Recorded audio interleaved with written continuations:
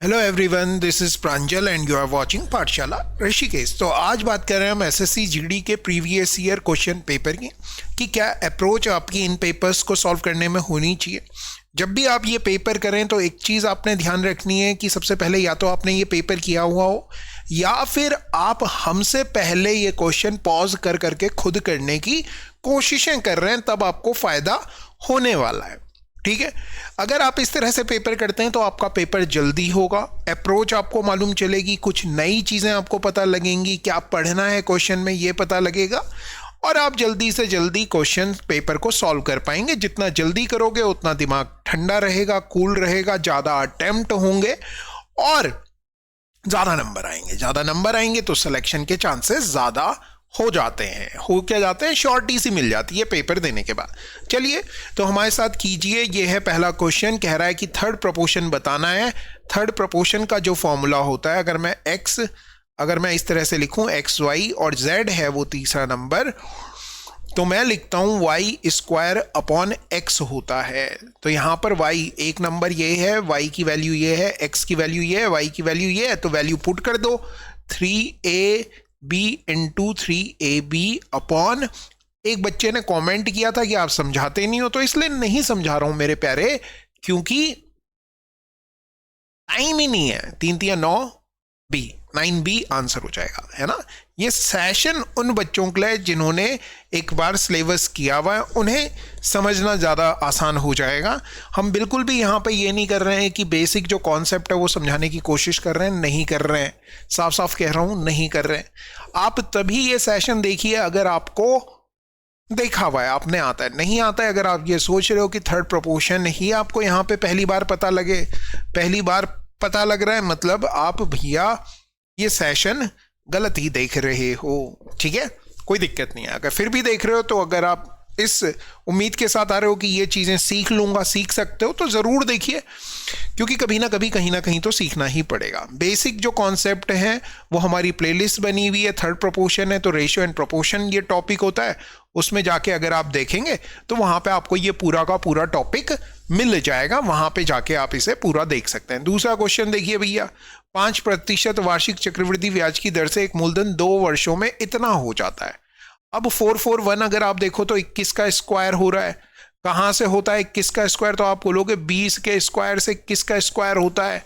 5% का मतलब ही होता है क्या, 1/20। 20 की चीज 21 की हो जाती है। 2 साल की बात कर रहे हैं इसलिए 21 का स्क्वायर हो रहा है, 2 साल की बात कर रहे हैं। कब कर रहे हैं, कंपाउंड इंटरेस्ट के केस में कर रहे हैं, तो 400 आंसर हो जाएगा। मूलधन पूछ रहा है, बोले तो प्रिंसिपल पूछ रहा है, सीधे ये आंसर आप कर सकते थे। अगला क्वेश्चन देखो, कह रहा है कि 8, 24, 30 से पूर्णतः विभाज्य हो जाए न्यूनतम संख्या। कई बार मैं नहीं पढ़ता हूं तो आप करेक्ट कर दिया करो कि सर आपने न्यूनतम या मैक्सिमम नहीं पढ़ी है, आपने ये जरूर पढ़ना है। न्यूनतम संख्या जो इन सब से डिवाइड हो जाए, इन सब से डिवाइड हो जाए, तो आपने पहला नंबर देखा 150 इनसे नहीं डिवाइड होता है। किससे नहीं होता, 8 से नहीं होता। 60 को देखा 8 से नहीं होता। 130 को देखा किसी से भी नहीं होता। 120 ही इकलौता ऐसा नंबर है जो इन तीनों नंबर से डिवाइड होता है, तो यही आंसर हो जाना है, यही आंसर हो जाना है। अच्छा, इस वाले से इधर जाते हैं, ओके सॉरी। हाँ, तीसरा, तो तीसरे के बाद चौथा कहां से आता है, ये नहीं कर रहा है, चलो कोई दिक्कत नहीं, अगले क्वेश्चन को चल लेते हैं। अरे हमारे क्या, अच्छा मैंने ही क्वेश्चन आगे पीछे किया हुआ, मैं ही कंफ्यूज हो गया, बताओ। हाँ, पहला क्वेश्चन आ गया कि 1200 रुपए में एक साइकिल खरीदी, उसे 1800 रुपए खर्च किए और 2400 रुपए में बेच दिया। तो 1200 और 1800 का मतलब टोटल कितने रुपए की पड़ गई साइकिल, 3000 की पड़ेगी। 2400 में बेच रहे हो, मतलब कितने का लॉस हो रहा है, 600 का लॉस हो रहा है। किस पे हो रहा है, 3000 की चीज पे हो रहा है। इससे इसे काटोगे 1/5 आ गया, मतलब कितना परसेंट का लॉस हो रहा है, 20% का लॉस हो रहा है। अगला क्वेश्चन देखो, ए और बी मिलके किसी काम को कितने दिन में करते हैं, 42 दिन में कर लेते हैं। बी और सी मिलके कितने दिन में करते हैं, 56 दिन में करते हैं, तो 56 लिख लो। फिर आपने कहा बी अकेले उस काम को करता है तो कितने दिन लेता है, 70 दिन लेता है। बहुत डेटा दे दिया। एलसीएम लोगे तो 7 तो सब में है, 6 भी आना चाहिए, 7 छके 42, और मेरे ख्याल से 8 भी आना चाहिए, 8 आना चाहिए। हाँ, तो 8 की जगह 4 लिख देते हैं, और क्योंकि 2 इसमें भी है ना, और 5 भी लिख लेते हैं। तो ये एलसीएम आ गया। अब आप क्या करें, आपने देखा 42, 6 सते 42, तो ये 20 आ गया। 56 देखो, 7 8 56, तो 15 आ गया। 70 देखोगे 5, सॉरी ये और इसमें से 1 2 इसे दे देंगे तो 12 ये आ गया। आगे बात समझ में। अब आपने क्या करना है, आपको ये देखना है कि सी अकेले काम करता है तो कितने दिन लेता है। सी को देखोगे भैया, बी सी मिलके 15 काम करते हैं, जबकि बी अकेले 12 काम करता है। मतलब 3 काम कौन करता है, सी करता है। 3 के हिसाब से इस पूरे काम को 3 से डिवाइड करोगे तो 20 दूनी 40, 4 सते 28, 280 डेज आंसर हो जाएगा। अगला क्वेश्चन देखो भैया, ये कह रहा है कि एबीसी एक ही बिंदु से एक ही दिशा में एक गोलाकार जमीन पर क्या करते हैं, दौड़ना शुरू करते हैं। यहीं से ए बी और सी तीनों दौड़ रहे हैं, ऐसे कह रहा है, इधर इधर इधर एक ही दिशा में दौड़ रहे हैं। एक को लग रहे हैं 240 सेकंड, एक को लग रहे हैं 300 सेकंड, एक को लग रहे हैं 1600 160 सेकंड। अब आपने ये बताना है कि तीनों इसी बिंदु पर कब मिले, तो आपने सीधे सीधे इन तीनों का एलसीएम ले लेना है। एलसीएम कैसे ले, 0 सब में है, 0 को बाद में सोचेंगे। 24 और 16 का एलसीएम लेते हो तो 48 आ जाता है। आता है कि नहीं आता, 16 3 48, 24 दूनी 48। अब 48 और 30 के बारे में सोचना है आपने, दोनों किसकी टेबल में आते हैं, 240। दोनों की टेबल में कौन सा नंबर आता है, 240 आता है कि नहीं आता, आपने बोला हाँ आता है। एक 0 हटाया हुआ था वो भी ऐड कर लो, इतने सेकंड लगेंगे। इस सेकंड को किस में कन्वर्ट कर लो, मिनट में। 60 से डिवाइड कर दिया, 6 चक्कू 24, 40 मिनट आंसर हो जाएगा। Got it. अगला क्वेश्चन देखिए, अगला क्वेश्चन ये रहा आपकी स्क्रीन पे। बहुत ही प्यारा सा क्वेश्चन लिखा हुआ है, 2 वर्षों के लिए वार्षिक चक्रवृद्धि ब्याज इतना है और समान राशि पर समान अवधि के लिए साधारण ब्याज 800 रुपए। 800 रुपए मतलब पहले साल 400 मिला और दूसरे साल 400 मिला। ये तो साधारण ब्याज हो गया, सिंपल इंटरेस्ट हो गया। मगर अगर कंपाउंड इंटरेस्ट की बात करें तो 32 रुपए एक्स्ट्रा मिल रहा है। इस पे मिल रहा होगा, इस 400 पे मिल रहा होगा, तो आपने क्या करना है, 32 रुपए 400 का कितना परसेंट है ये निकाल लो। 2 0 से 2 0 कट गए, 4 से 1 कटता है, 8% आ गया। कितना प्रतिशत आ गया, 8% आ गया, 8%। ठीक है। अब आपको पता है 1 साल का सिंपल इंटरेस्ट 400 है, 4% की वैल्यू 400 है, तो 1% की वैल्यू आ गई 50, 100% की वैल्यू आ गई 5000। ठीक है। अब आपसे पूछ रहा है 3 वर्षों की अवधि के लिए साधारण ब्याज और चक्रवृद्धि ब्याज के बीच का अंतर बताइए। अंतर जब आपने बताना है तो फॉर्मूला होता है आपके पास PR² 300 + R। अगर आपको नहीं पता है तो आपने ये याद कर लेना है। ठीक है। P की वैल्यू कितनी है, 5000 है। R की वैल्यू कितनी है, 8 है। 8 का स्क्वायर करेंगे 308, ये लिख लो, अपॉन ये यहां कर लो भैया का क्यूब है। ठीक है। इसे डिवाइड करोगे तो ये आंसर आ जाएगा। चलिए नेक्स्ट क्वेश्चन की तरफ चलते हैं। नेक्स्ट क्वेश्चन ये रहा, इसमें कह रहा है कि एबीसी एक ट्राइंगल है। एबीसी एक ट्राइंगल है जिसमें ए बी बराबर है एसी के, तो जब बराबर होते हैं तो उनके अपोजिट एंगल भी इक्वल होते हैं। ACD दिया, ACD, तो आपको समझ में आ रहा है ऐसे कहीं होगा D। ये वाला एंगल कितना दे रखा है, 95 दे रखा है। ये 95 है तो ये कितना होगा, आप बोलेंगे 85 होगा, क्योंकि दोनों का एक लीनियर पेयर, एक रैखिक युग्म पे बने हुए कोणों का योग कितना होता है, 180 होता है। तो 85 ये आ गया, 85 ये होगा।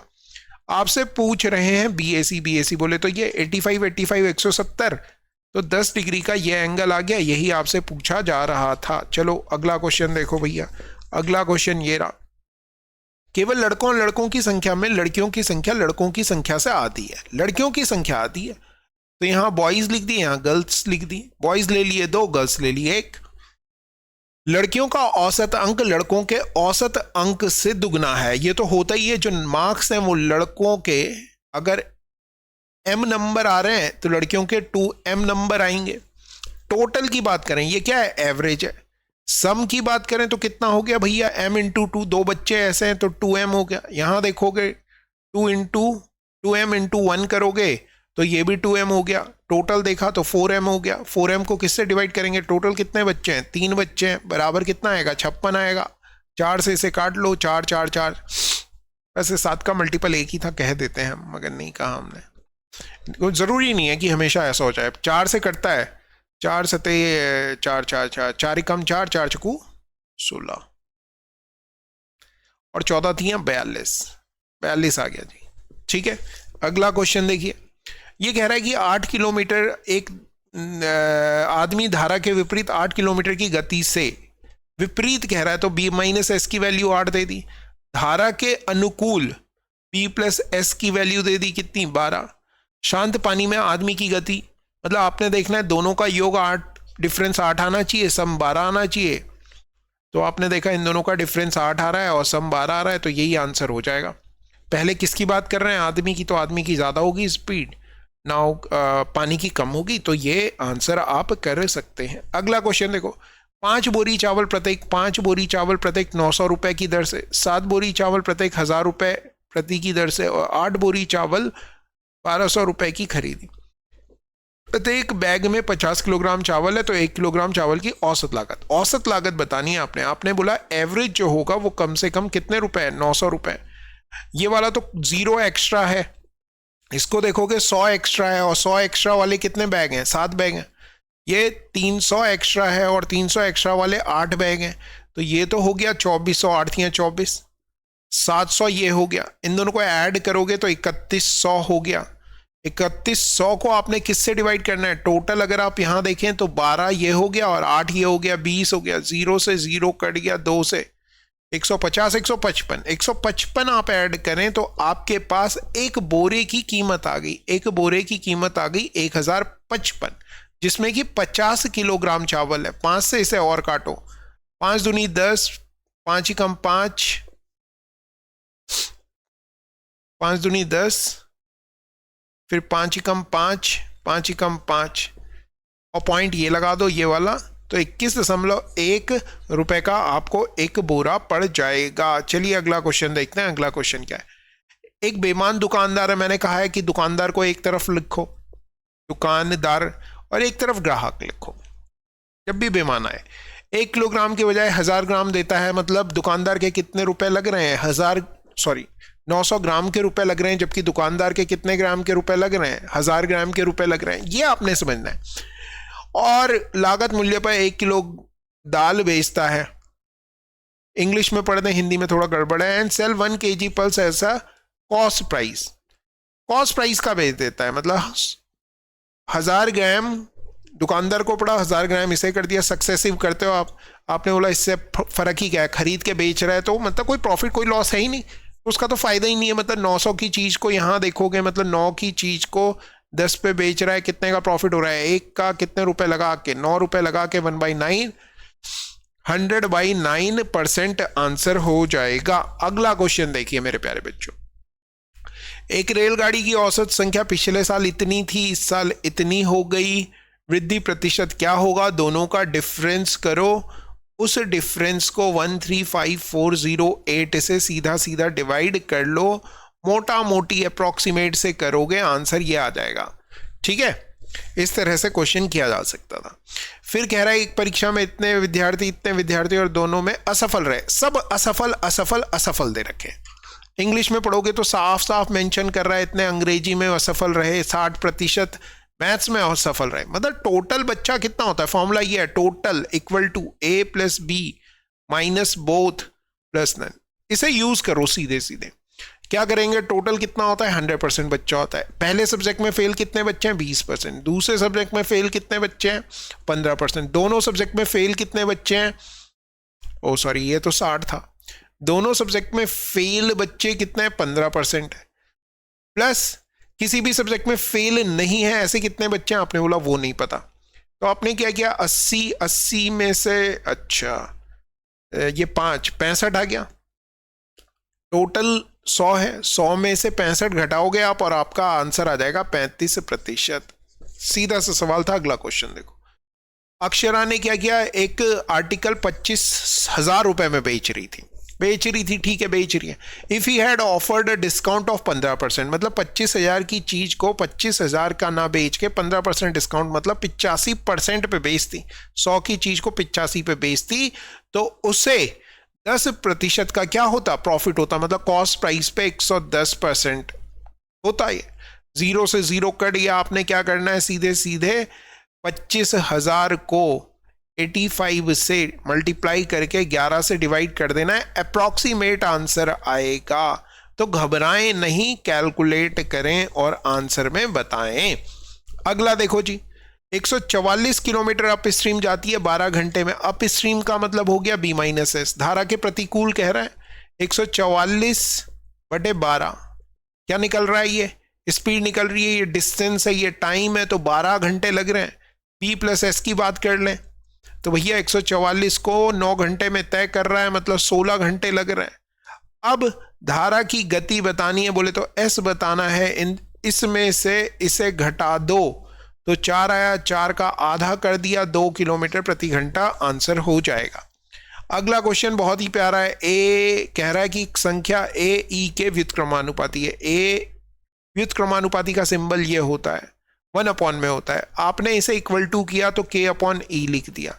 आपको कह रहा है ए की वैल्यू 50 है, आपने बोला ठीक है 50 बराबर k की वैल्यू कितनी दे रखी है, आपने बोला पता नहीं कितनी है, यही तो निकालना है। k/e की वैल्यू कितनी हो गई, 22 दे रखी है, तो k की यहां से वैल्यू निकलेगी, निकालने की वैसे जरूरत है नहीं, ठीक है।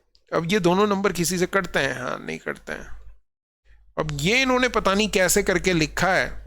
अब आप इसे यहां से सोच सकते हैं कि क्या हो रहा है। k की वैल्यू यहां से पुट कर दें, ए और ई का प्रोडक्ट ही तो k है। अब देखो वो आपसे पूछ क्या रहा है, ए और ई का प्रोडक्ट, इन दोनों का प्रोडक्ट करूं a इंटू ई बराबर, तो ये a है और ये e है, k के बराबर होगा। तो k की वैल्यू कितनी आ रही है, 50 इंटू इतना बराबर k, बोले तो 1100। तो 1100 वाला कोई ऑप्शन है, यही है। आंसर करो, आगे बढ़ जाओ। कई बार घुमाने की कोशिश करता है, कोई दिक्कत नहीं है। कह रहा है कि देय तिथि से पहले भुगतान करने पर बिल की राशि पर 5% की कटौती की जाती है यदि व्यक्ति को इतने की रुपए की कटौती छूट हासिल हुई। मतलब 5% की वैल्यू आपको सीधे सीधे 350 रुपए दे दी गई, 1% की वैल्यू 70 आ गई, 100% की वैल्यू कितनी आ गई, 7000 आ गई। मतलब 7000 का बिल था, 350 रुपए उसके छोड़ दिए गए। अगला क्वेश्चन, ए किसी काम को 15 दिन में कर रहा है, आपने बोला ठीक है। बी उसी काम को 25 दिन में कर रहा है। ए और बी मिलके काम करते हैं, 150 लिख सकते हैं, 150 लिख लो, 15 10 की 25 छके 150, दोनों साथ में काम करेंगे तो 16 के हिसाब से काम करेंगे, 16 के हिसाब से 150 काम करना है, तो 16 से डिवाइड कर दो। 16 90 144 होता है और 6/16 आता है तो 3/8 हो जाता है, 9 होल 3/8 आंसर हो गया। अगला क्वेश्चन देखो भैया, curve surface area solid sphere का दे रखा है। कर्व सरफेस एरिया कितना होता है, 4πr² की वैल्यू दे दी गई है 2772। अब आपसे पूछा जा रहा है 4/3πr³ की वैल्यू बताओ कितनी आएगी, है ना। तो आपने कहा 4πr² दे रखा है, मतलब इसका तो मल्टीपल होगा। मैं कहूँगा हाँ, मैं इस पूरे को क्या लिख सकता हूँ, 4πr² इंटू r/3। तो इसे 3 से डिवाइड कर लेता हूँ, इस वाली वैल्यू को पहले। तो 3 9 27, 3 दूनी 6, 3 चौकू 12 गुणा गए r। इसका मल्टीपल होगा, इसका मल्टीपल का मतलब है क्या, 3 का मल्टीपल होगा, 3 का होना चाहिए। और किसका है, 8 का मल्टीपल नहीं होगा, 4 का मल्टीपल होगा। तो 4 का मल्टीपल ये नहीं है, 4 का मल्टीपल ये नहीं है, 4 का मल्टीपल ये है और ये है। 2 ऑप्शन है।